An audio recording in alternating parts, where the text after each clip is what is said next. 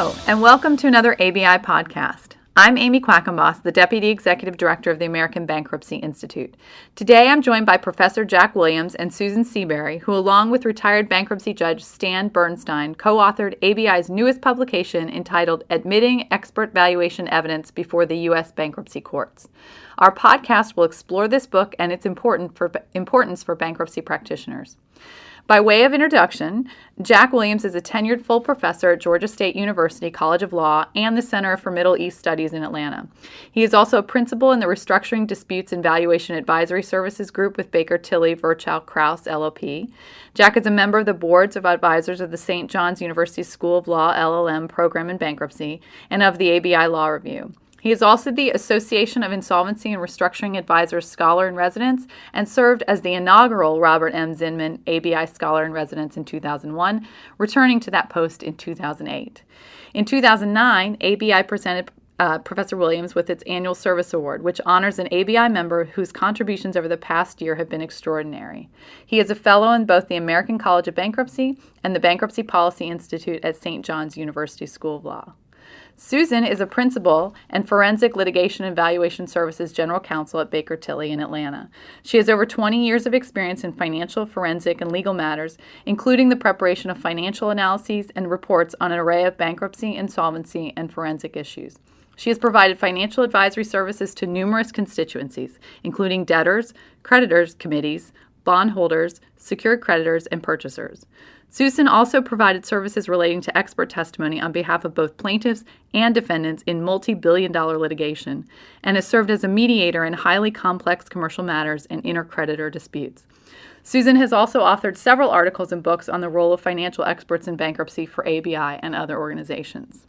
So welcome, Jack and Susan, and thanks for joining us today. Thank you. Thank you for having us. So how did this book come about? We don't really remember. Honestly, we promised about 3 different vice presidents of publications we'd get it done that year. I'm pretty sure John Ames started it, but I'm not wholly sure. To all of those vice presidents of publications that we promised and didn't get it done, we're really sorry. Well, we finally finished it. Well, we appreciate your perseverance, and I read it. I think it's a great book, so I appreciate that you guys got it done. But who is your intended audience for the book? That's a great question. We wrote the book really with an eye focused on legal practitioners in the bankruptcy area, and the other eye focused on the experts and potential experts in the financial setting, whether it's valuation or other types of financial testimony that might lead to expert opinions. But we wouldn't stop there. We would go well beyond that intended audience to include judges that might be interested in this issue, the various stakeholders in a bankruptcy case that might be interested in the issues of valuation and financial testimony. High school algebra students, because that will promote greater sales. We'd even be happy to modify it somewhat for those folks. So the more we can sell, the better off for the ABI. You're welcome, Sam. That's right. Well, we also do, the ABI does its litigation skills symposium, which partners lawyers and financial experts, kind of mid-level professionals, in a 4-day intensive mock trial type atmosphere. And I think this would be a great book for those folks. So I'm going to encourage the ABI to use it as materials for that program as well. But I think that's a great idea. That I have in the past taught in that program, and I think it's done a great job, both historically, obviously on the law side, but it has over the last handful of years integrated the financial folks into the process, and now it's fully integrated in an excellent program, one that I always recommend to attorneys and financial advisors that are interested in, potentially interested in testifying in bankruptcy cases. Yeah, well, thanks, Jack. I mean, I do think this book would kind of take what they've learned there and provide them an even better base for their practice. So, and even though this book is really not about valuation in bankruptcy per se, you have a really long chapter in the book that talks about valuation and valuation methods in detail, which I think would be helpful to this group in the a bankruptcy litigation class. But you also say in the intro that bankruptcy at its core is about valuation. So can you just explain to folks what you mean and why you think valuation is so critical to bankruptcy cases and litigation? Certainly. In the bankruptcy context, the question of the value of the property of the estate presents itself early on in a case when we're looking at the question of administrative solvency, the operations of a business in Chapter 11, the continued operations of a business in Chapter 11, cash flow concerns, liquidity concerns, adequate protection concerns, post-petition financing concerns, and ultimately the question of confirmation and or the alternative of the orderly liquidation or the conversion of a failed Chapter 11. At all of those stages, various valuation issues present themselves. Oftentimes, the stakeholders in the bankruptcy case will negotiate out an appropriate estimate of value for one given purpose or another. But occasionally, more often now than in the past, the stakeholders are turning to the courts to resolve key valuation issues in the bankruptcy process, or key valuation issues looking at, let's say, avoidance actions in a bankruptcy case.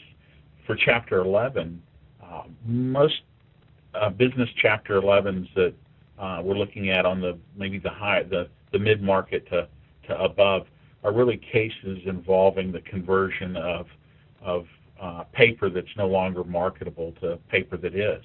And at its core, that requires the valuation of the company as a going concern, so enterprise value and the reorganizational value of the debtor, which are in fact two different things, often become front and center in a bankruptcy case. And for valuations to be effective, as our editor Robert Stark has pointed out in his foreword, that opinion testimony has to be admitted. And so our focus of the book was to help legal practitioners and potential expert witnesses in identifying the pitfalls and challenges to getting valuation testimony admitted, and also recognizing that valuation is always contextual in the bankruptcy process. It's answering a legal question through the use of opinion testimony on behalf of a financial or valuation expert. I mean, the reality is, writ large, bankruptcy is always about value, because in, I'd say, 99% of the cases I've ever been in, there are more claims than there's too much month at the end of the money. So everybody's not getting what they were promised. And in the end, bankruptcy is about who gets what from the estate, assuming there is one. You know, if you're a Chapter 7 debtor, the first question is, are there any assets at all? Which is a value question. The next question is, are there enough assets to administer? They're at every step along the way in a bankruptcy, whether large or small, the question is, what's it worth? And to too many unsophisticated non-bankruptcy people, they look to things like, well, the balance sheet says it's worth. We all know that what the books and records say it's worth isn't necessarily what it's worth, based on depreciation rules, based on a host of other things. And so at some point, somebody's got to figure out, okay, if I'm going to distribute these assets to the creditors, I've got to figure out what they're worth. Sometimes that can be done consensually. Sometimes that can be done without a hearing. Sometimes, you just get an appraisal of real estate. But sometimes it's a bigger fight. And when people disagree on what it's worth, then people like us come into play to apply measures that meet the Daubert standard so that they are standard, they are tested, they are rigorous, they are repeatable, so that you can determine in a logical way what's it worth. And to some degree, it matters who you're talking about, because as someone once said in a case we were in, if you own 2/3 of the Hershey bar, 1/3 of the Hershey bar is worth a lot more to you than it is to a guy who doesn't own 2/3 of the Hershey bar. And things like that have to be taken into consideration. Right. When I was practicing, I always found that interesting, that valuation is different depending on who you're talking to and what their end game is. And it's really, and at what time in the case are you valuing things? And I mean, it's a key issue. I agree. And it's really important. And you've done a good job of laying out the different methods of valuation that are available and in the book and what the courts apply. Now, you did do this in the context of 3 different bankruptcy issues. Can you kind of outline Jack, you rolled through a list of times when valuation would be important and issues in which it would be important. But what are the 3 that you picked, and was there a rhyme or reason behind picking those 3 in order to kind of make your point? The 3 that we picked to look at for purposes of then applying the developments in the laws regarding Daubert and challenges to valuation were the question of insolvency in preference cases, the question of insolvency and reasonably equivalent value in fraudulent transfer cases, and then cram down confirmation standards, the fair and equitable standard for confirmation of a Chapter 11 plan. And the reason we selected those, one, just the ubiquitous nature of the controversy. These happen in a lot of cases, so they were relevant for that purpose. Two of the scenarios are backward-looking, right? Determinations of insolvency and insolvency and reasonably equivalent value, looking back 1, 2, 3, 4, 5, 6 years. He could theoretically even longer if that particular jurisdiction embraces the golden creditor rule. But you're undertaking valuations and financial analyses after the events have taken place, trying to transport yourself back at the time of the transfer and using only what information was known or reasonably knowable at that particular time to determine whether a company was insolvent or not, or whether a company received reasonably equivalent value in exchange for an obligation it incurred or property that it transferred. The third scenario, though, is forward-looking. It's the fair and equitable standard that is necessary to be met if you have confirmation in a cram-down setting. And that fair and equitable standard requires, in many instances, a valuation of the reorganized debtor. And that valuation of the reorganized debtor is, like all valuations, forward-looking, at least all valuations in a financial context, forward-looking under the existing and new assumptions regarding the reorganized debtor. And because of that, the ability to juxtapose the view of valuation looking back in time versus the view of valuation in the traditional sense looking forward at a time where you're actually predicting the future as opposed to predicting the past was a fascinating pedagogical tool to highlight some of the issues that we had identified in applying Daubert to valuation testimony.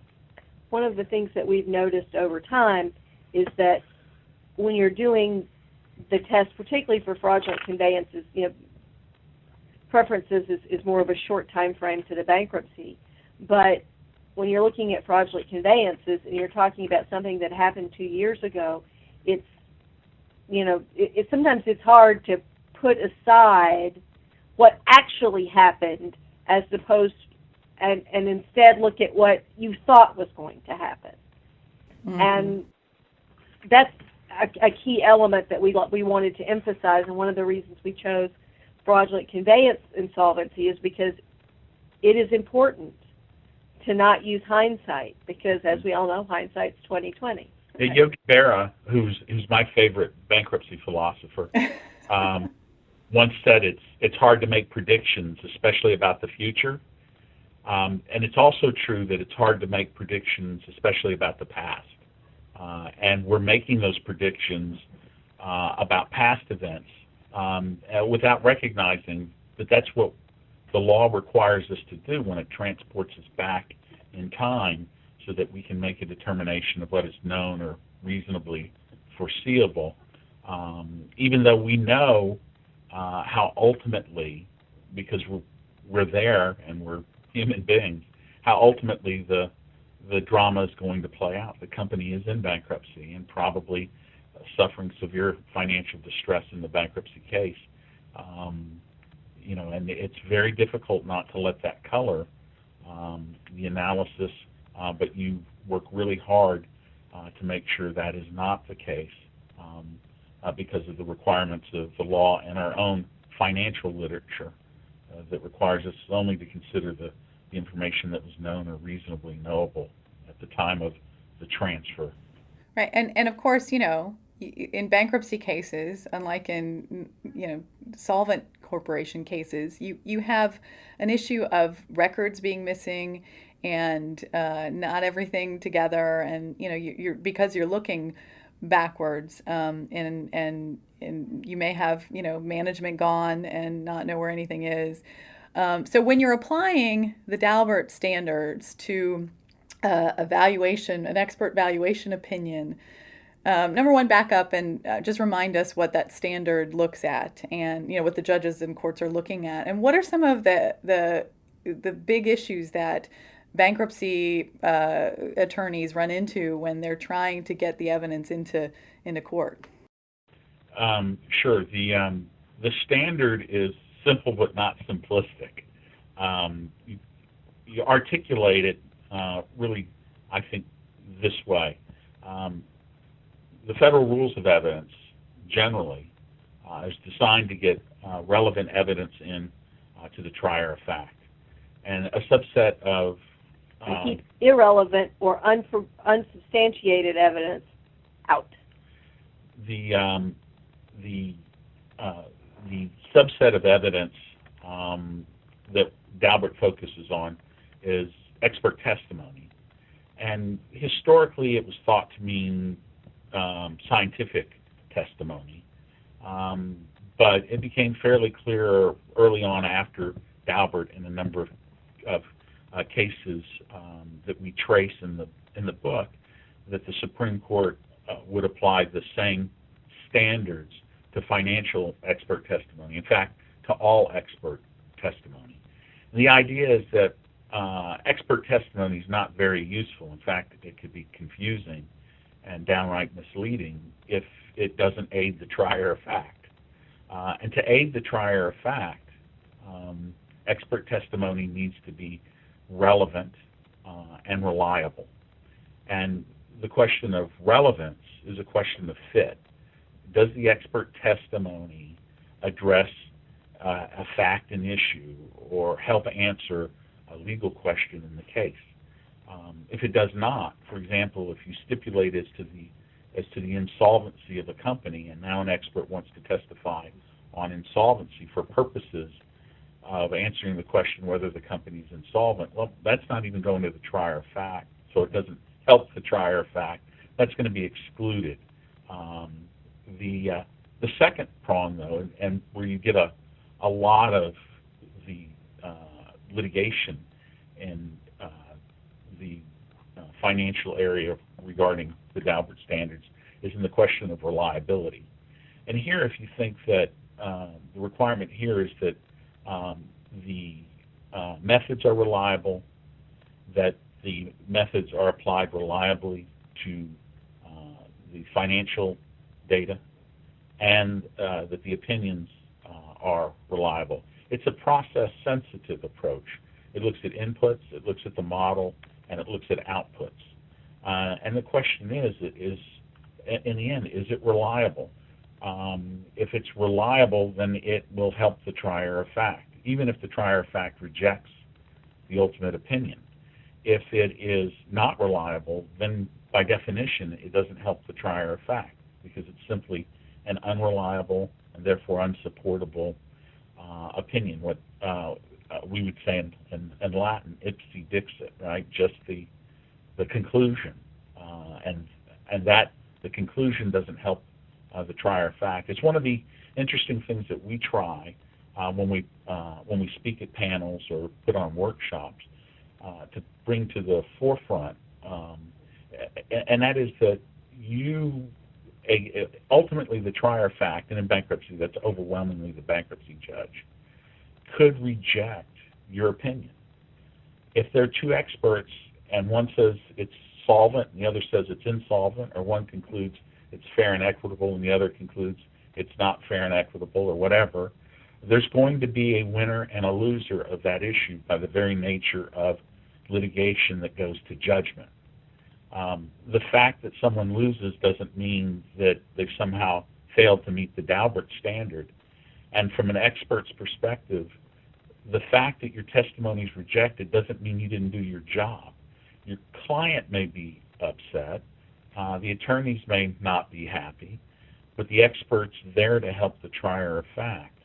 And if it helps the trier of fact reach a more supportable, sustainable, defensible judgment, even if it rejects your expert opinion, you've done your job as an expert in that particular case.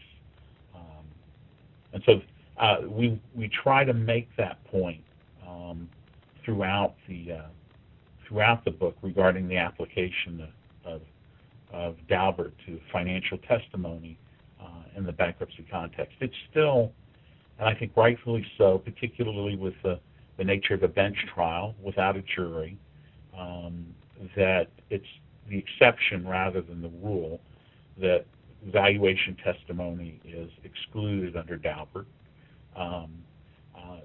The methodologies, generally speaking, and the approaches are pretty well established. So you anticipate, unless the expert tells you why it's not the case, to see an application of the income approach and the market approach. And usually, possibly the asset approach, but not usually. Good point. And then methodologies including the discounted cash flow analysis or some capitalization of earnings under the income approach. And under the market approach, you're typically looking to see whether the expert applied and maybe is testifying as to a guideline public company approach, also called a comparable company or CompCo approach, or a guideline merged and acquired approach, often called a comparable transaction approach. And then, as Susan pointed out, occasionally and in the right circumstances, the asset approach. Those are well established in case law and in the financial and valuation literature. Where the issue becomes really exciting for us is in the area when you apply those based on subjective adjustments and the exercise of the discretion on the part of the expert. And that's where the minefield presents itself from an expert's perspective.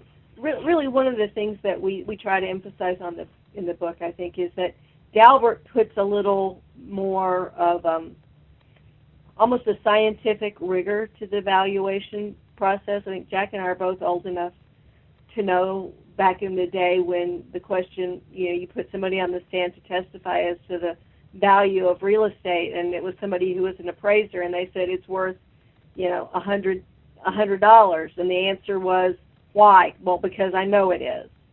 That doesn't fly anymore. you have to spell out in that report, which is required by the statute, what the rule, what your assumptions were, how you got there, and it has to be repeatable. So it can't be something where it's, well, I just know,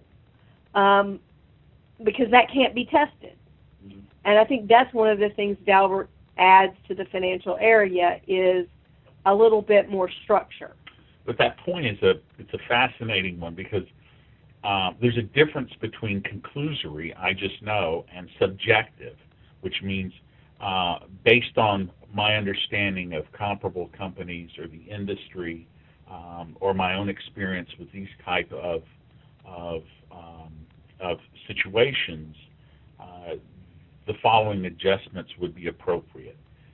Sometimes you can go to research that directly supports those adjustments. That poses less of a Daubert question as regard to its admissibility. But in many instances, valuation requires the exercise of judgment and subjectivity, and there isn't an answer in a book.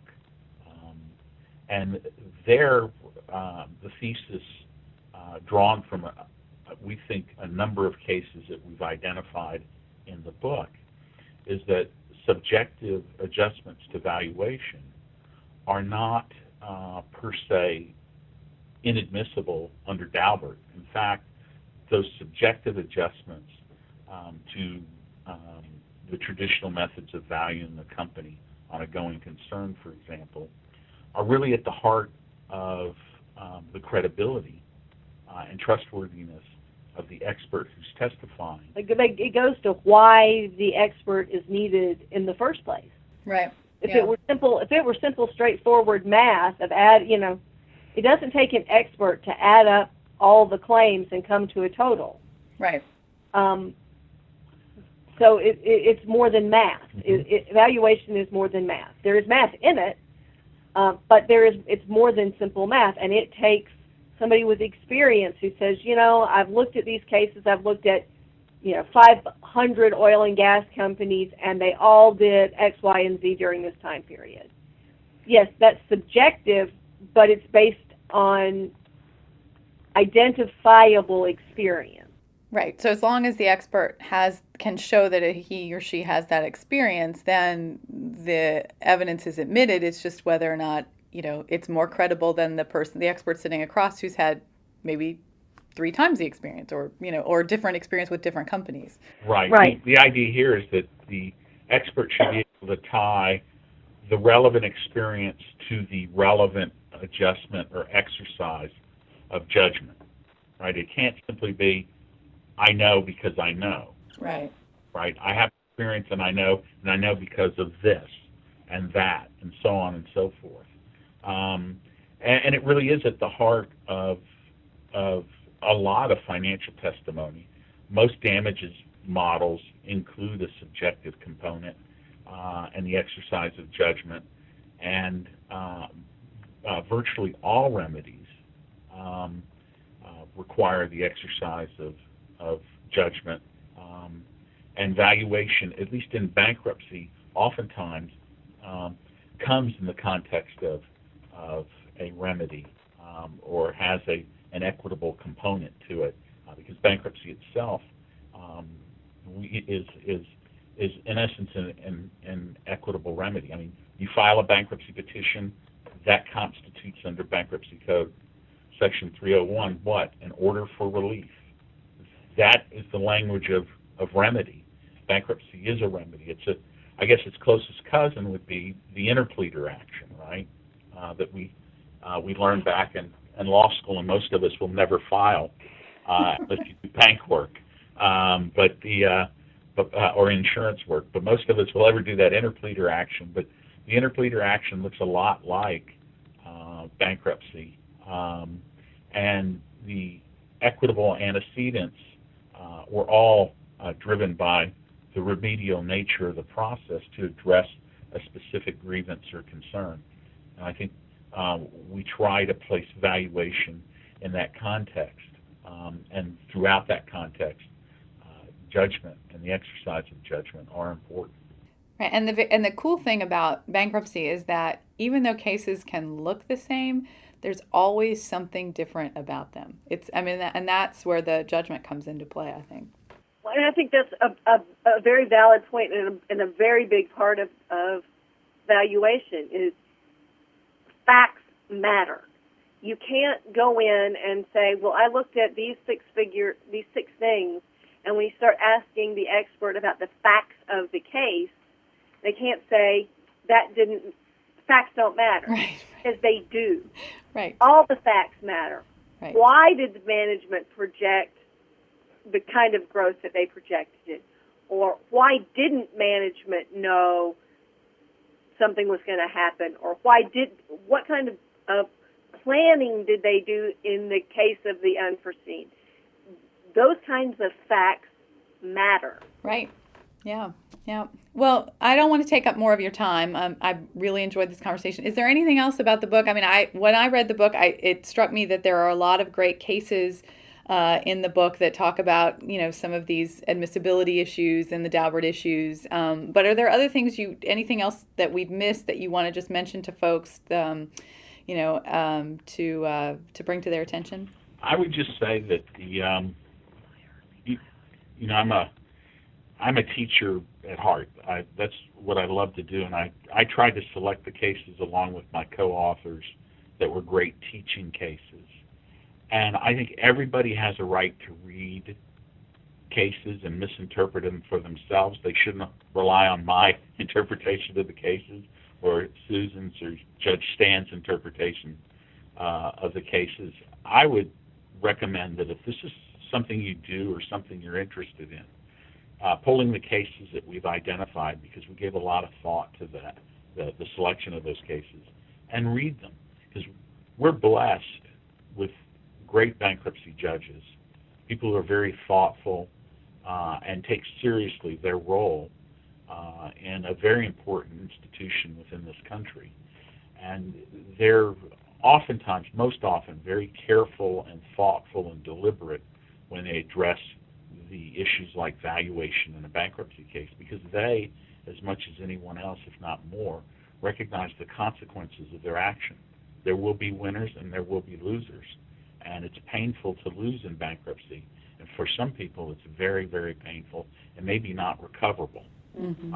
They recognize that, and these cases really reflects, in many ways, some of the best of the best of the writing, at least from the perspective of the teaching and understanding valuation and rules of admissibility and credibility and persuasiveness.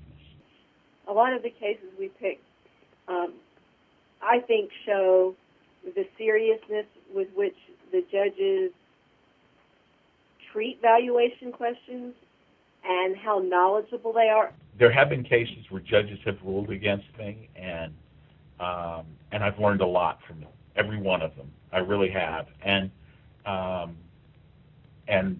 they do so in a thoughtful. They're going to find one expert more credible or less persuasive than the other, and I think our judges do a great job of explaining that, and that teaches me as an expert, and it teaches me as someone who studies the field from an academic perspective. So I would say, looking at the waterfront of judges, we got the long end of the stick for sure with the bankruptcy judges that have been drawn to that particular profession. We're very lucky and very blessed. I agree. Well, thanks to both you, Jack and Susan, for all your hard work on the book and for taking the time to join us today for the podcast. It's been a lot of fun. And I will let everybody know, if you're interested in purchasing Admitting Expert Valuation Evidence, please visit the ABI bookstore at abi.org/bookstore. So thanks, Jack and Susan. Thank you, Amy. From ABI headquarters, thank you all for listening and have a great day.